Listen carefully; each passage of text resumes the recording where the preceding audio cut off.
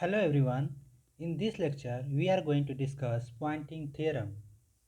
In electrodynamics, Poynting theorem is a statement of conservation of energy for the electromagnetic fields in the form of partial differential equation.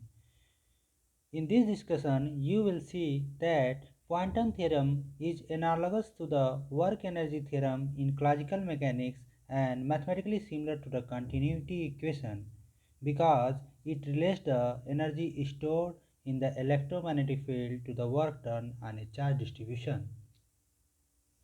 If you remember, previously we have found that work necessary to assemble a static charge distribution against the Coulomb repulsion of like charges is We is equal to epsilon naught by 2 E square d tau, where d tau is the volume element.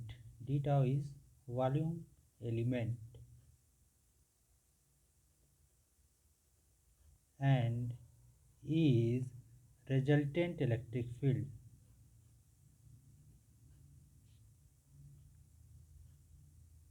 Electric field.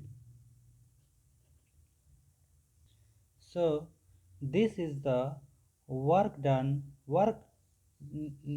to assemble a static charge distribution against the Coulomb repulsion. For example, suppose there are charges Q1, Q2, Q3. So some repulsive force work between them if the charges are of the same type. Then in order to assemble together you need to work externally on this charge, and this energy is stored in the field, and this is called energy stored by the electric field. Similarly, the work required to get current against the back EMF is given by W magnetic is equal to mu naught by 2 B square d tau, where d tau is the volume element and B is resultant magnetic field.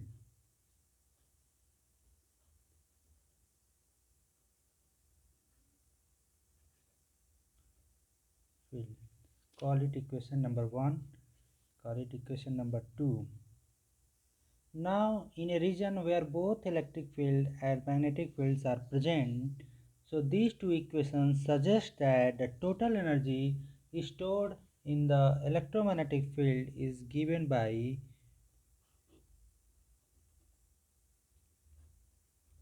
1 by 2 integration over volume.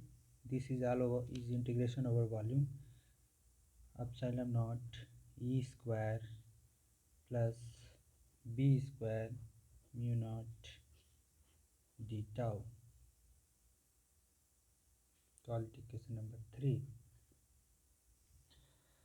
Poynting theorem is mathematically similar to the continuity equation, and it relates the energy stored in the electromagnetic field to the work done on a charge distribution. So let's write the statement of Poynting theorem.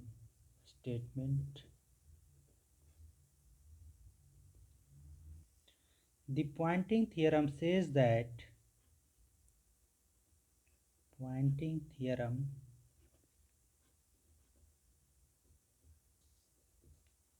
says that the work done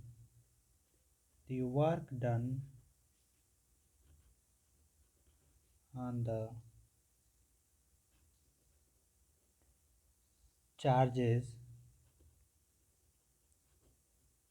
by the electromagnetic field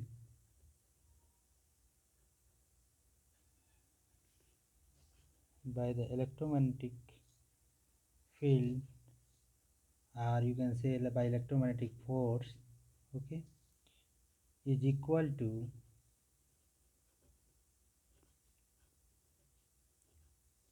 decrease in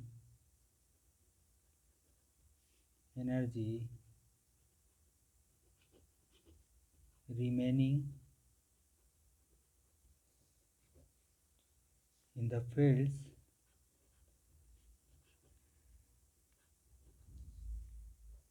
less the energy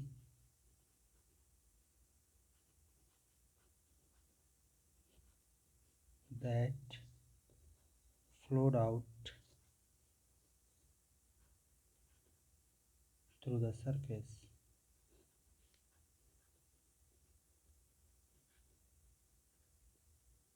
So what does fronting theorem says? It says that the work done on the charges by the electromagnetic force is equal to decrease in energy remaining in the fields less the energy that flowed out through the surface.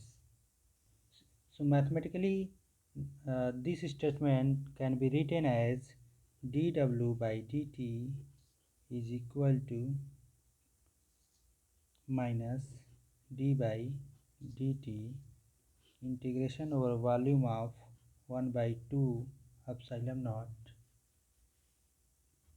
e square plus 1 by mu 0 b square d tau minus 1 by mu 0 surface integral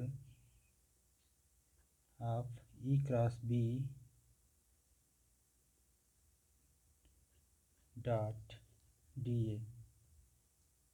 So this statement, this is the mathematical statement of Poynting theorem. So the work done on the charges by the electromagnetic force per unit time is equal to decrease in energy stored in the field less the energy that flowed out through the surface. So this term is energy, as you see here now, this is the energy stored by the electromagnetic field. So this is the energy stored by the electromagnetic field. So minus d by dt of this term tells you decrease rate of decrease of energy stored by the field, and this term tells you this, since this is over surface, so this term tells you that energy rate by which the energy is flowing out of the surface. So the work done per unit time on the charges by the electromagnetic field is equal to decrease of energy stored by the field minus the energy that rate by which the energy is flowing out of the surface. So this is the mathematical statement of Poynting theorem. ठीक. So what is our purpose? Our purpose is to establish this relation. Okay, our purpose is to establish this relation what Poynting theorem states. Okay, so we'll give the proof of this expression, means we will establish this relation in our further discussion.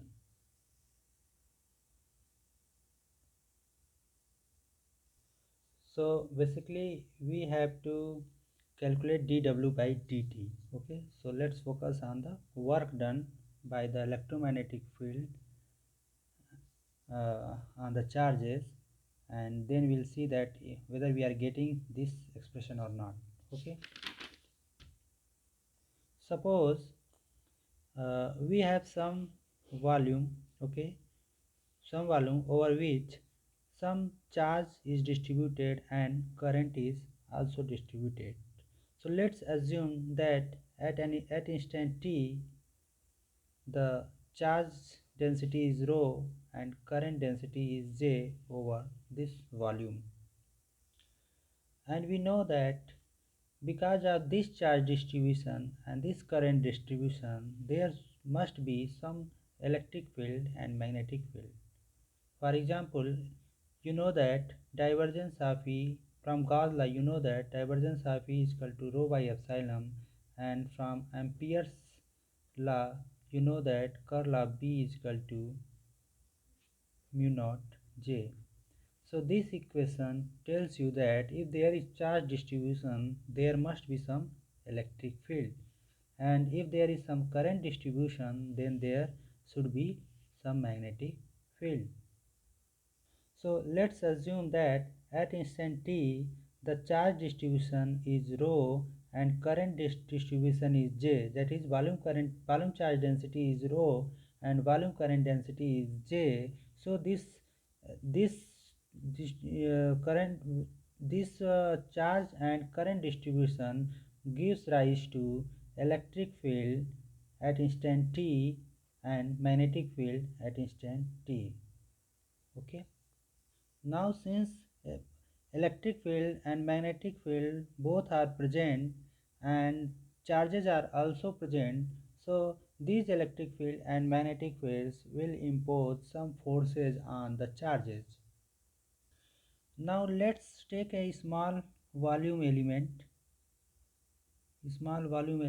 in this volume, that is d tau. Okay. So this volume element will have the charge dq is equal to rho d tau. Okay. Now let's suppose that at instant t, charge distribution, charge current charge volume charge density and volume current density are rho and j, and it produces electric field E and magnetic field B, and because of this electric field and magnetic field, the charges move a little bit. Suppose this is the charge dq, and because of this electric field and magnetic field, some force work on it. So what type of force will work on it? So if suppose dq is the charge, so because of the electric field, the force that will work on it will be dq e. Okay. So the force on the due to the magnetic field will be equal to dq v cross v. Okay, if the charge is moving with velocity v, so you can say that this is the Lorentz force, this is Lorentz force. Okay, and this is your Coulomb force.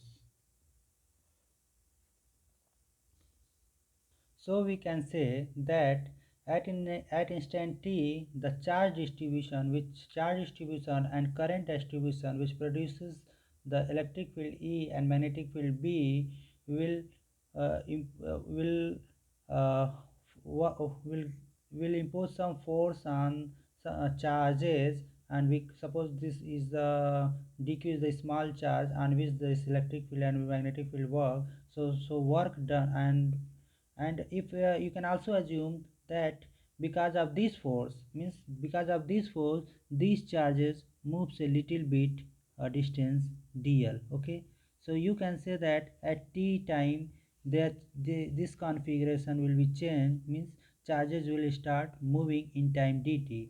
So if assume that in time dt charges moves a distance dl. Okay, this is the infinitesimal displacement dl.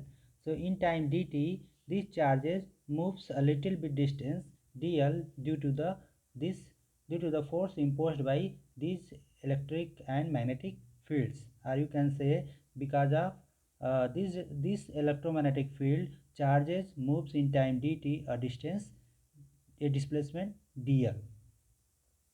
So work done by the fields work done by the field on dq can be written as f dot dl, where f is the electromagnetic force working on the charges and dl is the displacement by which the charges moves in time dt. Clear? So f is can be written as dq e plus v cross v. So first term is due to the Coulomb force, and second term is due to the Lorentz force. And your dl is, since uh, dl is the displacement made in time dt, so the velocity of the charges can be written as dl by dt, means by this velocity charge is moving a distance dl. Okay, so you can, in place of dl, you can write v dt. Clear?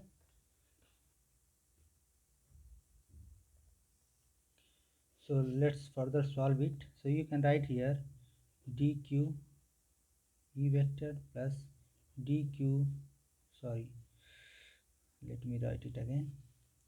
So you can write it dq e dot v dt, okay, plus dq v vector cross v vector dot v dt. Now let's see this term. So you see that v cross v, the direction of, if you take the cross product of v and b, it will be perpendicular to v, okay. Now so this term will be perpendicular to v, so when you take the dot product of this term with this term, you will get you will see that this is perpendicular to this term, so you will get it 0, okay. So the second term will be 0, okay. So you can write dq is equal, work done by the field on the small volume element d tau is e vector dot v vector d tau dt. This is t. So your dq is here basically in d tau, okay. So we can write in place of dq rho d tau, and you know that j is equal to charge distribution is equal to rho v, so v can be written as uh, j by rho. Now substitute this in this equation, you will find uh, in place of dq I am writing rho d tau, then e vector dot in place of v j rho dt. So rho and rho will cancel, and we have the finally e vector dot j vector into d tau dt, okay. So this is the work done by the electromagnetic field in time dt on charge dq, okay, on charge element on small volume element d tau. So the work done per unit time, so you can write work done per unit time on charges can be written as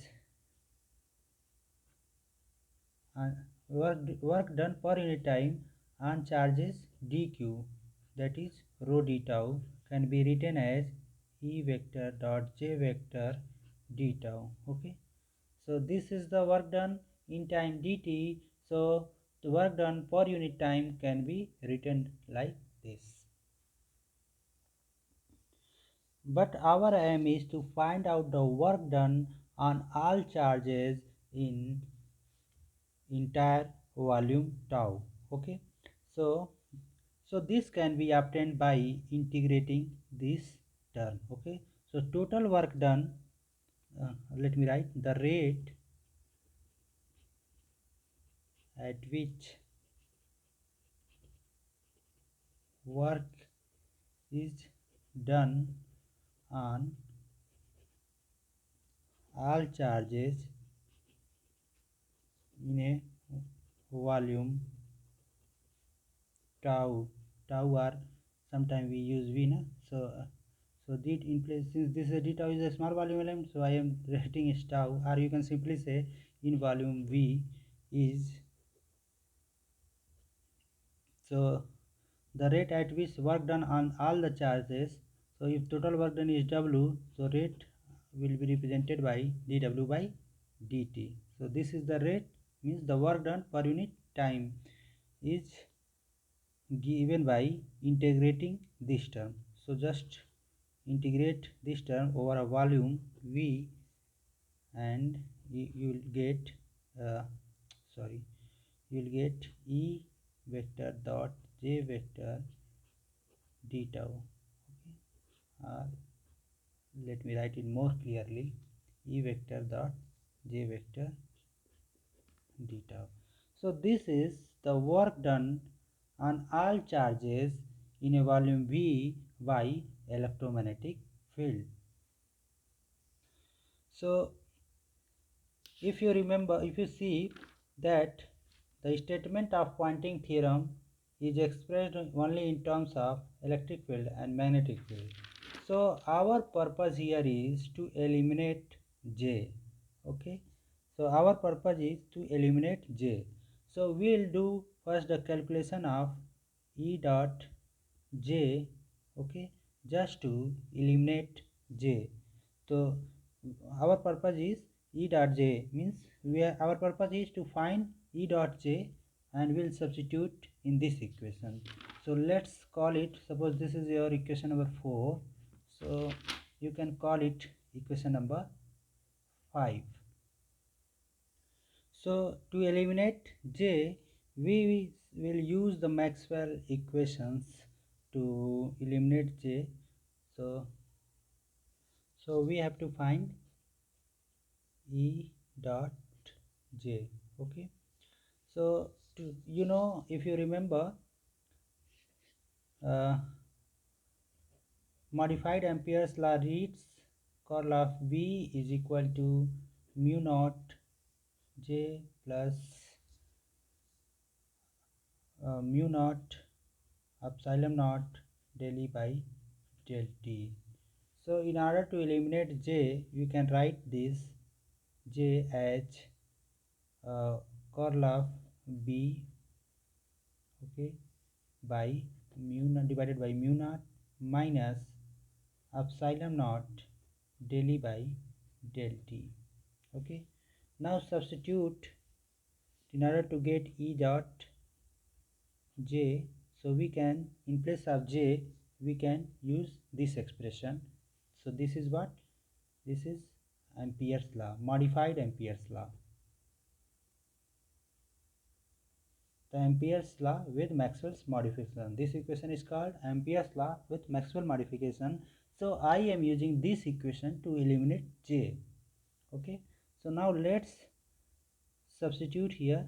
So you will have E vector dot curl of B divided by mu 0 minus E vector dot del E vector by del T and multiplied by epsilon naught.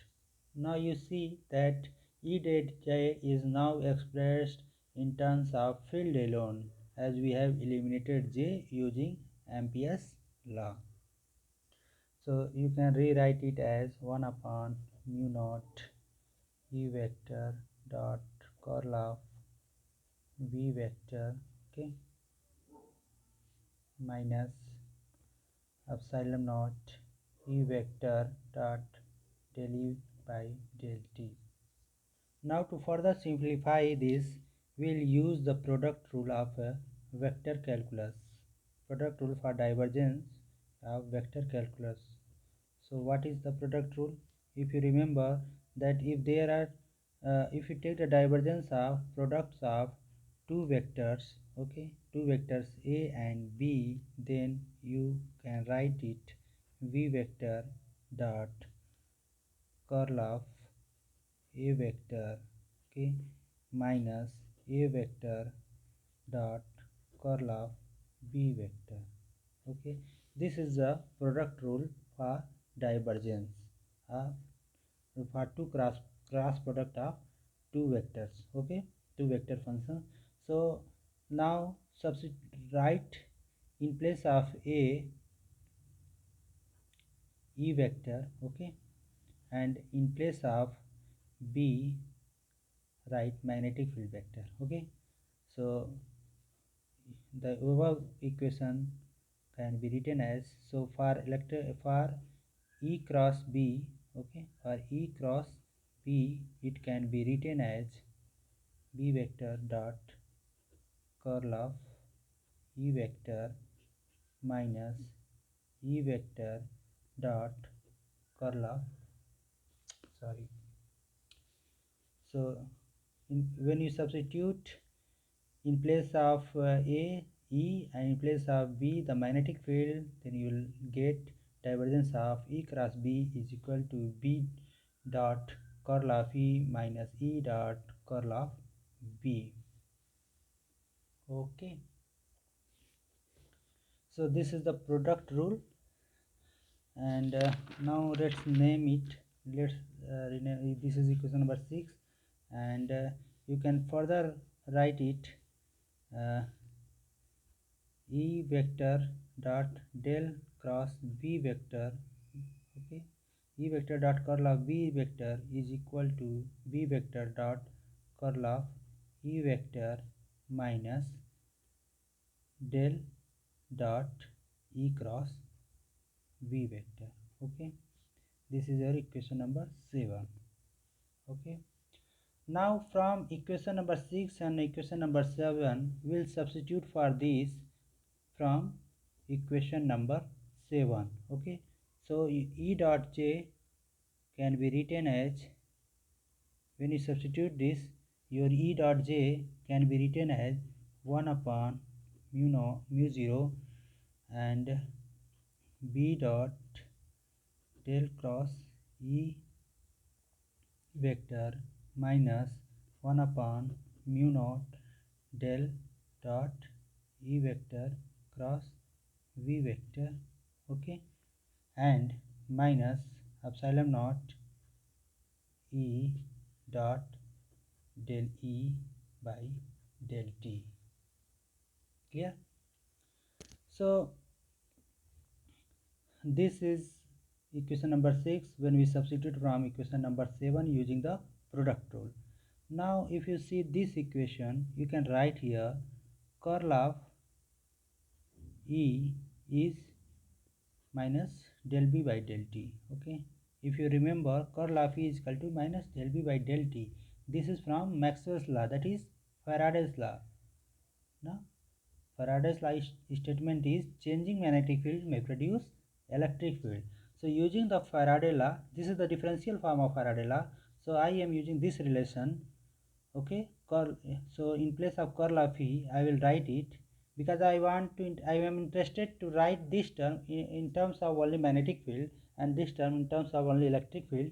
So to further simplify this, I will substitute curl of E is equal to minus del V by del T. So if you do this, you will find 1 by mu 0 V vector, okay, dot del V vector by del T and a minus sign.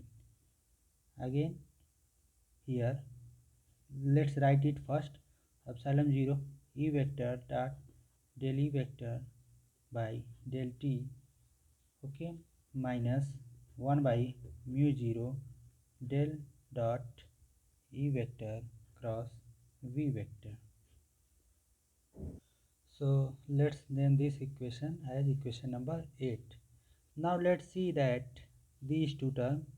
So these two terms V vector dot del V by del T can be written as, or equally can be equivalent to del by del T B square divided by 1 by 2.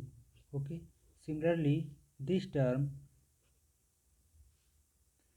is E vector dot del V vector del E vector by del T is equivalent to 1 by del T E square.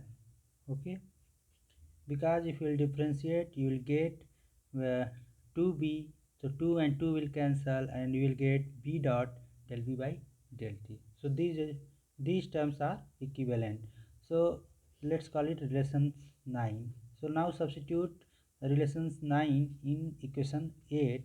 So you will get, if you do this, you will get E vector dot J vector is equal to minus 1 upon mu naught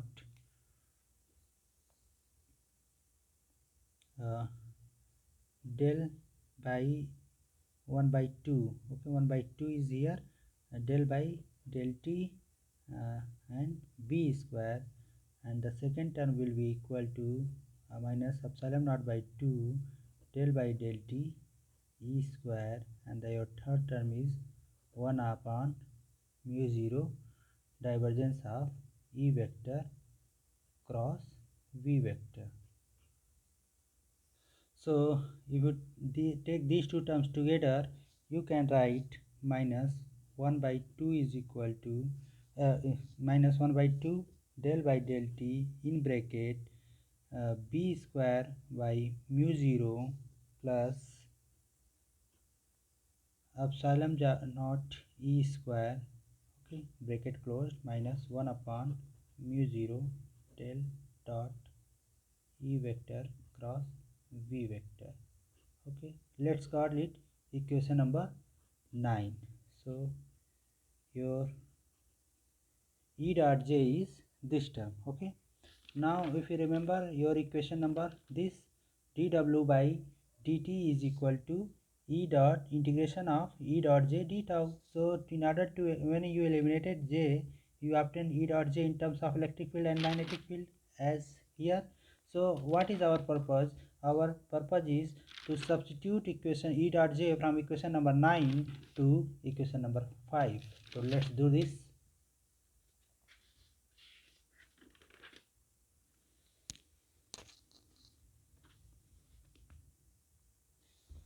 So when you substitute, so you will get dw by dt is equal to minus d by dt integration over volume 1 by 2 epsilon naught e square plus 1 by mu naught b square d tau minus 1 upon mu naught integration over surface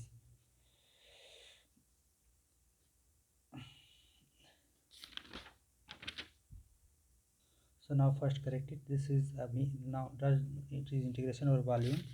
So you have to put just divergence of E vector cross V vector d tau. Okay. So this is the expression that you will obtain after substituting E dot j. So you can write it. Let's write it again. dw by dt to make it more clear.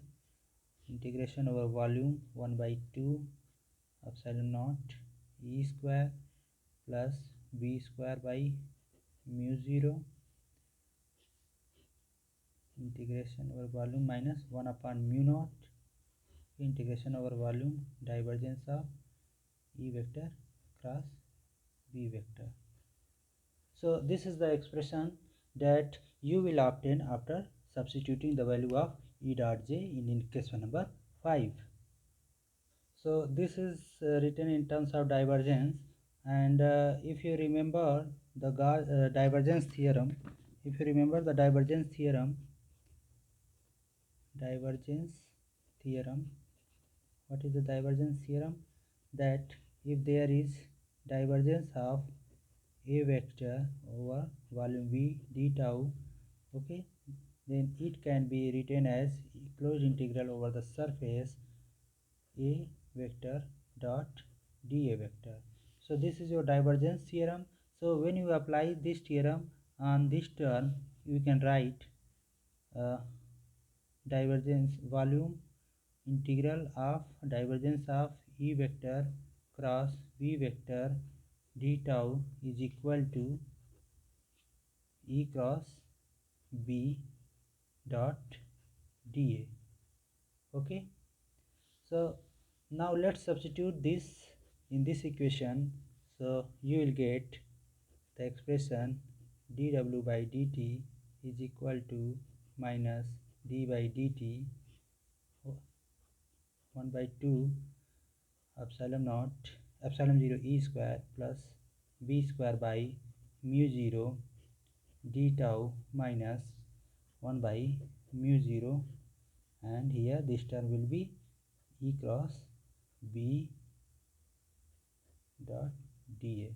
So what I have done, I have just applied the divergence theorem on the second term. So this is your expression that we wanted to establish. So this is your statement, mathematical statement of Poynting theorem that we have established. Okay. So we have started with a very with a volume having some charge distribution and current distribution, and we calculated the work done on the charges by electromagnetic field, and we have obtained this expression. So the first term tells you, so if you remember that this term, the first term on left hand side means right hand side. First term on right hand side is this. What is this? 1 by 2 epsilon naught E square plus B square by mu 0 d tau. So this is what we already discussed. This is electromagnetic energy stored. Okay? This is electromagnetic energy stored in the field. Energy stored in the field. Okay, this is the energy stored in the field, and this is small uem is electromagnetic energy density, epsilon naught E square plus B square by mu 0. This is your energy density. This is the electromagnetic energy density, and this is the electromagnetic energy in the region. So if you, so this is integration over volume. So this is the energy density, and this is the energy stored by the field. Okay, energy, if you integrate in energy density over entire volume, this gives the total energy stored by the field. So this is the energy density per unit volume.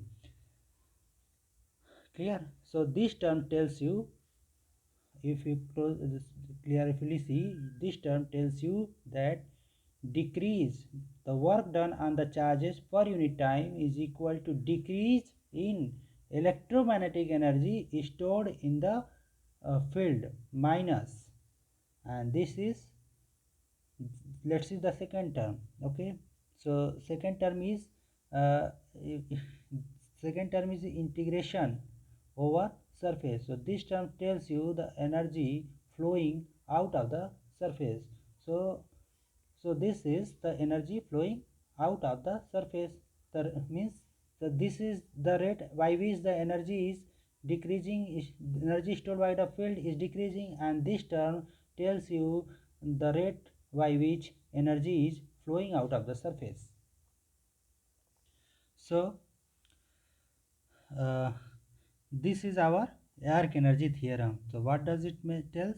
The work done by the charges per unit time is equal to the decreased energy stored by the electromagnetic field, and the energy minus the energy flowing out of the surface.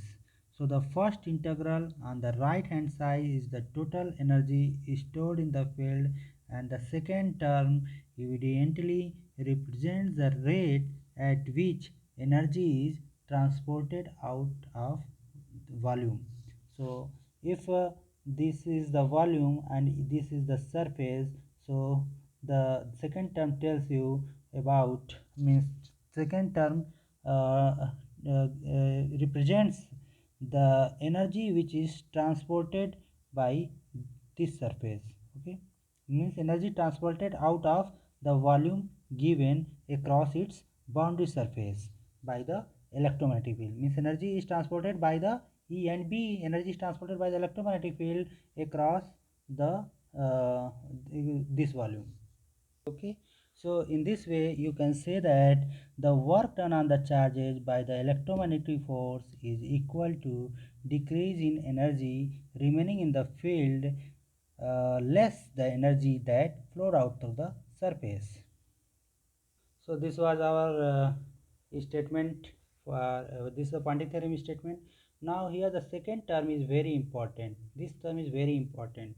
If you write it, you can write it like this: 1 upon mu naught E cross P dot dA.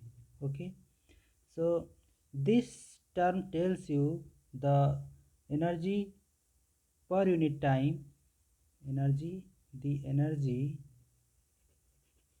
per unit time transported by the field, transported by the field. So the energy that is flowed out of the surface, that is the energy per unit time transported by the field. So this is the energy carried by the electromagnetic wave. Actually means energy transported by the field means if there is some electromagnetic wave, so if this distribution produce some electromagnetic wave, so this term tells you the energy uh, carried by the electromagnetic wave. Okay, now if you write this, you can write this expression as phi s dot dA. Okay, so this S is defined as 1 upon mu 0 E vector cross V vector. So this is called your pointing vector. Pointing vector. Okay, so this term, so this is your pointing vector. So what is pointing vector? How the pointing vector is defined? The energy. So you know the S is the S is the energy, means you can relate it with the flux. Okay, if you remember E dot the flux phi, okay, is given by E dot dA. So E was electric flux density, okay, and phi is the electric flux passing out to the surface. Like here, S is energy density, okay, energy flux density. You can say that S is energy flux density. Okay, so this entire term tells you the energy flux transported by the field. So if this is the energy flux transported by the field, so energy flux density S is given by 1 upon mu naught E vector cross V vector. So this is called your pointing. S vector is called 1 upon mu naught E cross B is your pointing vector. Okay, I am writing it again, pointing vector. Okay, so what does it tells? It tells the energy per unit time and per unit area. This expression was energy transported by the field per unit time, but here since you are integrating over surface, so yes tells you the energy per unit time and per unit surface area transported by the field. Okay, so let me write it so that you remember it. The energy, what does it mean? The energy per unit time per unit area transported by the field. So energy per unit area per unit time transported by the field is called Poynting vector. This is very important, and we can also call S as a energy flux density. Why? Why I am saying like this? Because S dot dA, your S dot dA is the energy per unit time, is the energy per unit time crossing the area, infinitesimal area dA. Okay, crossing the infinitesimal area dA, hence it is also called energy flux. So S is the energy per unit time per unit area crossing the infinitesimal area, means energy per unit area per unit time, uh, per unit area transported by the field is called Poynting vector. So this is your Poynting theorem. So you know that this is the electromagnetic energy density. So you can express this using, and S is your Poynting vector. So using the Poynting vector and electromagnetic energy density, you can express the Poynting theorem in more compact form, and it can be written as, so the first term on left hand side will be as it is, and the second term, that was epsilon 0 E square plus B square by mu d tau, can be written as E energy in terms of energy density. Okay, and that is the integration over volume. And then the second term on right hand side, it can be expressed by in terms of Poynting vector. So this is your Poynting theorem in more compact form. Now consider the situation, consider a particular case in which no work is done on the charges, means no work is done on the charges, means, so this is always valid. If there is no work on the charges, then dw by dt must be 0. Yes, this condition is possible if you consider the empty space. For example, in vacuum where there is no charge and no current, in that case dw dt should be 0.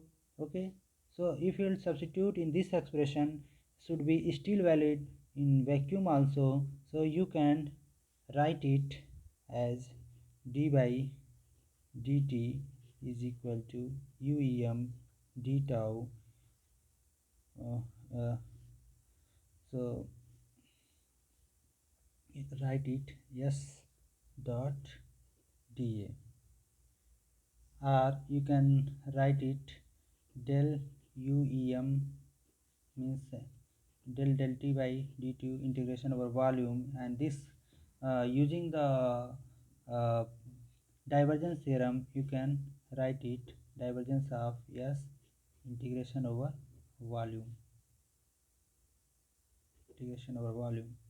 Okay, so let's push negative sign here, not here. Okay, so since these both sides are integrated over the volume, so integrand can be it can be equated. So you can write it del uem by del t is equal to divergence of S. Okay, so this is continuity equation. This is similar to the continuity equation. If you remember the continuity equation, divergence of J is equal to minus del rho by del t. Here J is in place of S, and rho is in place of QEM.